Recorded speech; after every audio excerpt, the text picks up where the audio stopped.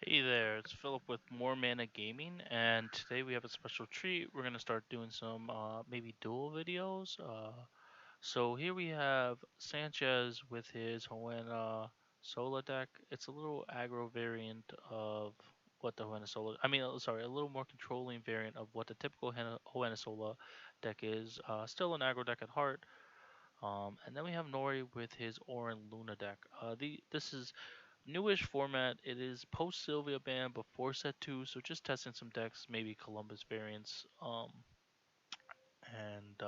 Yeah, we're looking to expand our content, so we figured we start with this and tell us how you like it.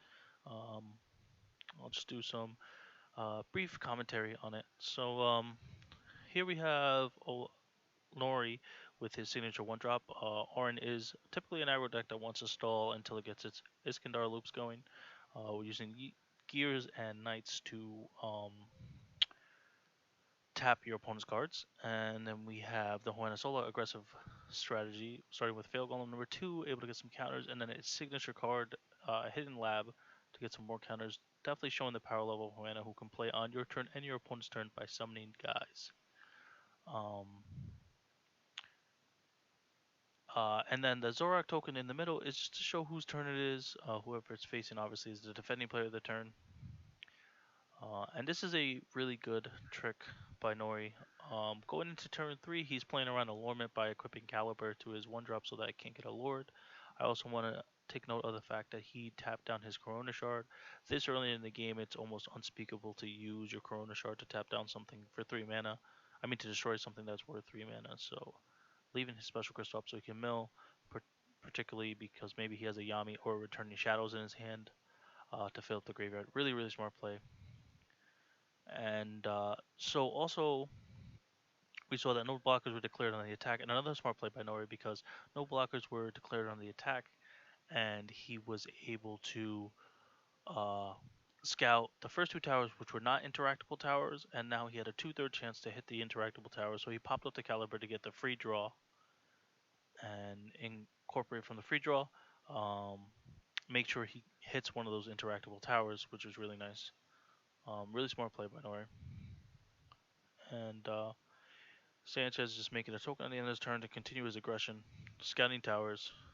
Um, Nori tapping down the relevant attacker so that he can't deal damage, and now he only gets 2 tower scouts, which is pretty relevant. Basically, it dictates the point of the game where you get to scout towers early and just uh, sort of play around the fact that you know what's going to happen, right? If you're looking for the interactable towers, you found them. If you're looking for, right, you get no your hand's super low, so it doesn't matter what card you take. You hit the dark one. You need, you don't really. Your opponent has a lot of cards. You hit the water ones. So knowing the tower is a big advantage here. So I would say just on advantage wise and board presence. Chris is definitely in a commanding position. Nori follows up with a Demon of the Evil Eye to scout his opponent's hand, probably calling something like Yami because Chris doesn't have a graveyard, can't really play it, and it's just such a powerful card. Whiffs because I believe it's a call, and he didn't have it, but still the information. And this was such a good board to play it on because Auron can tap down the relevant attacker, and then you're usually when Demon of the Evil Eye comes down, especially on turn 5 where it's on curve, it doesn't affect the board.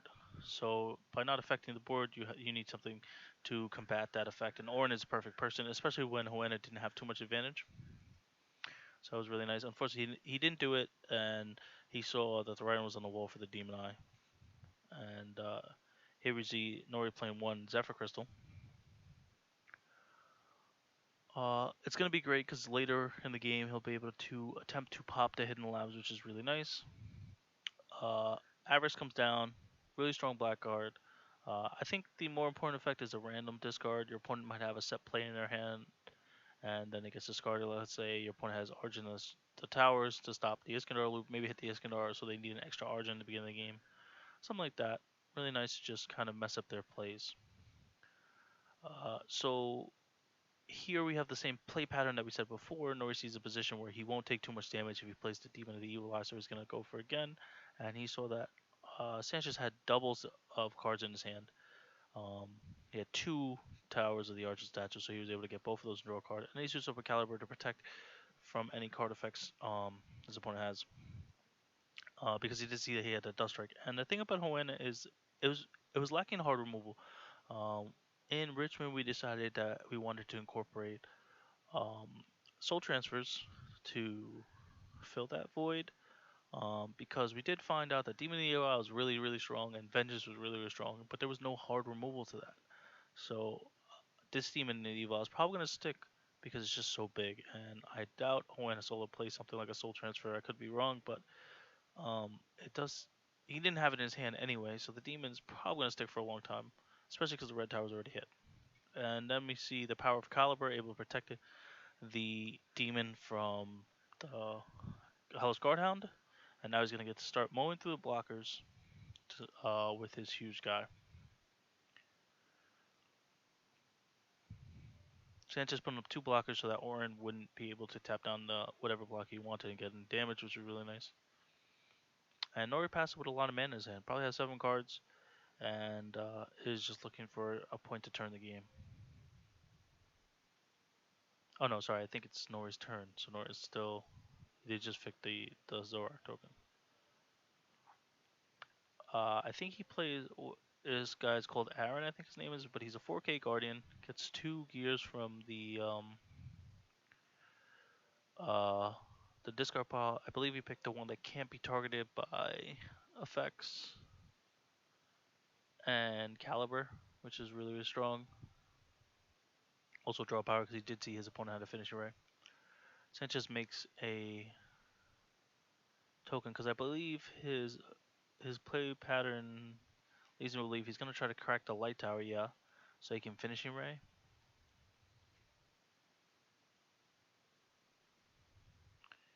Here the Auron blocks the Avarice as it should.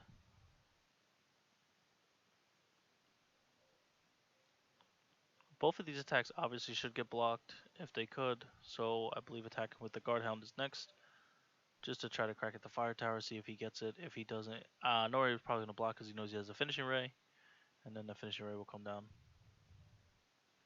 Alright, Sanchez forgoes all that, says he doesn't want to mess around with the attacks. A little misstep, I believe, attacking with the Guardhound was probably the right play to try to see if he can get the fire tower for free. But the finishing ray was coming down no matter what, so it's okay. Does trade in the Avarice for, or one of the cards for, I think it was the token. Does trade in the token for Hidden Lab for a free draw, which is nice. I probably would have traded the Environment too, but I guess if you're worried about things, maybe other light hasters like Locke or Quorum Assassin. And then he hits a. Sorry, there's a little skip there. Um, then he taps down the Yuki and he brings it back with Yami. Here we see the power of Yami able to, Black has become sort of a staple in terms of recursion and graveyard oriented effects, and Yami has just been such a powerful card to really exhibit that. Able to cheat in guys from the graveyard for cheaper, and just to have an overwhelming effect for such a cheap mana cost, so efficient. Definitely one of the staples in Black, and probably for a long time to come. And then we have an interesting card, Shrieker. He mills one of his key cards, Tower of the Argent.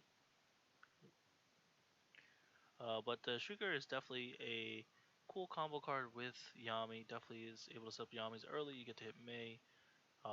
Get to hit the augments for May, which is what we just saw. Pretty strong. Um, Set up Yuki plays like with the Yami, like I said before. Definitely just an overall strong card, and it does leans to the aggressive side. So the thing about Auron is you want to hit the interactable towers first. This way your Iskandar can really just stick on and just create havoc for your opponent. If it sticks to the board and they don't have to worry about the fire tower, it can just really just get to go to work and just remove all your opponent's board and keep attacking. And that's the biggest thing. It has Destroyer, kills 2 towers, ends the game super quick, and your opponent does really like no outs if you have a caliber on it. Here we see Watchwoman, target attack, quickness to get over the May. I would have liked to see maybe quickness and prevent the damage to the Yuki. Uh, but I guess this is just because the Yuki is the biggest creature on the board and does um, does affect the board because the May they can he's 15 attack, so he can fight over it. But he does have the deadly poison to prove me wrong. But Nori makes the most of it and has a Yami to bring the May back, which is pretty strong. Could have waited to brought the Yugi back if he thought the attack points really mattered, but the draw two mattered to him more, which was nice. So now the Watchman does have permanent target attack. So if Nori plays anything a little lower, Sanchez can take advantage of it. Nori goes to pop the second hand lap with his one of Zephyr Crystal, which is really nice. Shows the power of Zephyr Crystal. You know, the better your opponent's augments are, the better Zephyr Crystal is going to be.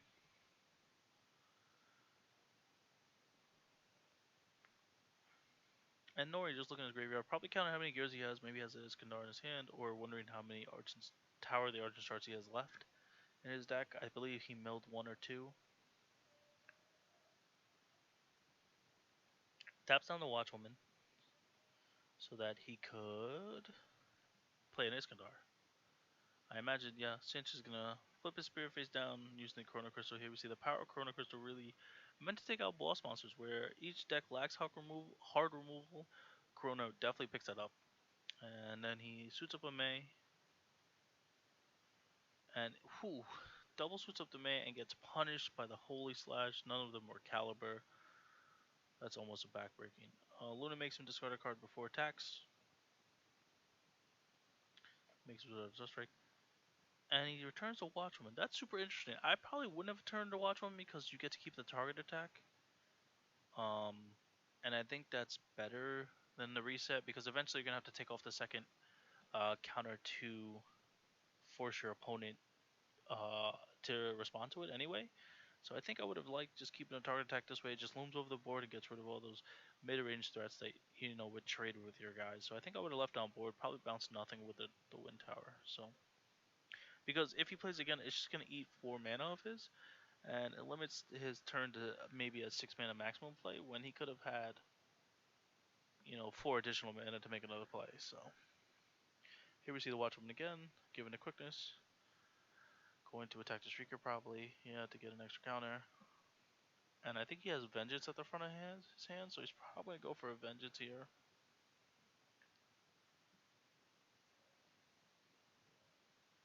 Finishing Ray. May. He has to take the May because of the redundancy of the Finishing Ray.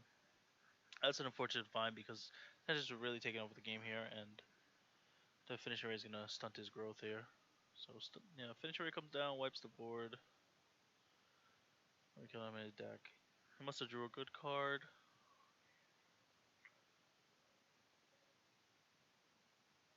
And draws May. Wow, what a good top deck. So he draws the 2 cards, passes his turn. I think they inverted the Zork arc token in the middle to show whose turn it is now. Yeah, Nori fixes it. Gets his mana back. Draws another card. Sanchez not having to play in his aggro deck, which is kind of weird. Drops Yuki. I think he did this in the reverse order. I'm pretty sure you get to look at your opponent's hand, then drop Yuki, which is really matters because you could take the finishing ray, then drop the Yuki with 100% certainty, or leave the finishing ray there, take another creature, and then finishing ray his board or something like that. Yeah, because he does have an extra finishing ray, so he discards a finishing ray, so Nori is able to play Rudy, except for maybe comprehensive turns, and then plays a Quorum. I think that is Lancer. Has target attack. Here he plays a Returning Shadow, gets a Vengeance. That's an interesting play. Probably would have got Watchwoman. Oh, he had a second one. Probably gonna get Watchwoman with the second one. I imagine. No, Guardhound. Okay, interesting. Probably wouldn't get Vengeance because Vengeance just eats the last card of his hand, and Auron uses it. So, like we saw there, Auron used the last card in his hand, and now the Vengeance can't come down with any effect. Guardhound, stop the Rudy. I would use the Guardhound to stop the May, only because your opponent gets to attack with the Rudy, and then you get to trade the May off for it. Um, they don't get to. Sorry, they get to trade the May off for it, and you're gonna block the May regardless, but you're gonna have to waste a card with the Rudy later. If your opponent attacks this turn, You get to trade your guard hound for the Rudy and not have to waste a card. Yeah, you lose a little border presence, but then you can clear off any of the other guys on the board, so it's not really relevant. And you don't have to waste a card on Rudy when you can waste like it's not waste a card, but you don't have to use a card on Rudy. And then I think that would have been the play I would have rather done. But this is fine too. He does get to keep his guard hound, and he might have. I know he has vengeance in his hand, but he might draw it out for the Rudy the next turn. So it does let him keep the bigger creature on the board, which is nice. Because either way, I doubt that Nori's really attacking. And we got a little peek of what's in Nori's hand. He has a gear, so he was probably just wondering if I should tap down the blocker or maybe equip the blocker and try to get the attack. But the towers are so strong that, ooh, towers are so strong that it was hard for him to get a value attack. And then we saw the card that Sanchez had drawn last card, debilitating miasma. Uh, Powerful 2 for 1.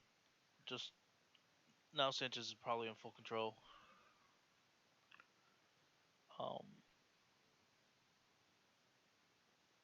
Gets a third counter for his Hoenna. And he plays at. Ooh. Okay. Interesting. I think there's a little misstep by Sanchez again. Instead of playing the Vengeance, he could have just made a token and then had 2 mana, used 2 mana, so he'd have 8 mana left to draw a card, and then the world's kind of his oysters there. He could play the Vengeance after or play the card he draws. So I think a little interesting little misstep, but I mean it does play around the last um, finishing race. So, and I believe Sanchez has game this turn. Let's see. Yeah, I think because he has 3 towers left. Yeah, I think this is game because the 3 tower because you attack both, then the Auron taps down the other guy, and then you attack for game. Oh wow, Sanchez goes in to clear the board. Played super safe. No, I like this. Oof. I think there's another misstep by Sanchez. I think he was supposed to attack with his destroyer card and kill both towers. This way he draws 2 cards, but then he pitches one of the cards for Auron to stop the attacker. So it's really like he just draws one.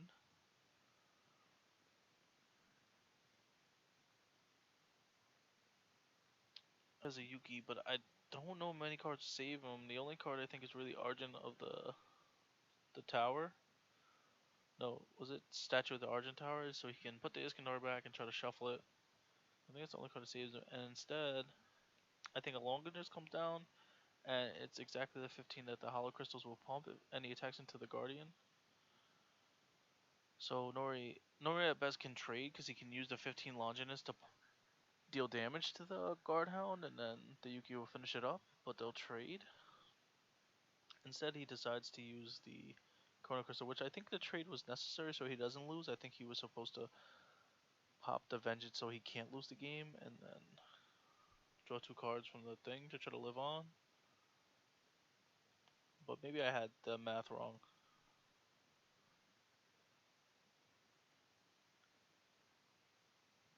And draws another Auron. I think his name is Auron.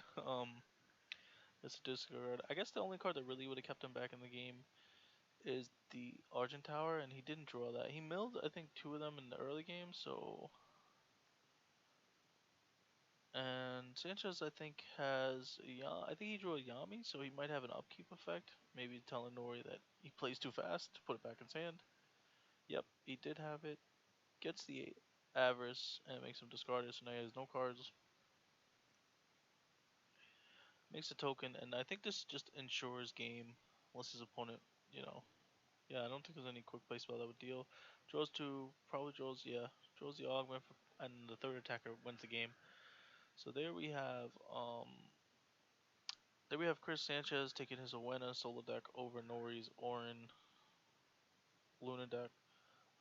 Interesting to see the new takes on both aggressive style decks. Auron, the more combo oriented one, and I guess Hoenna more controlling one. But yeah. So if you enjoyed this content, let us know.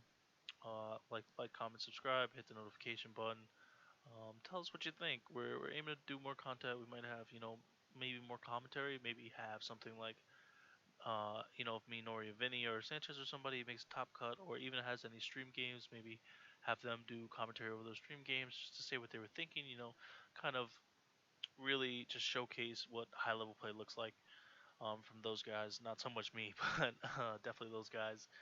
Um, and yeah, so if you like, let us know.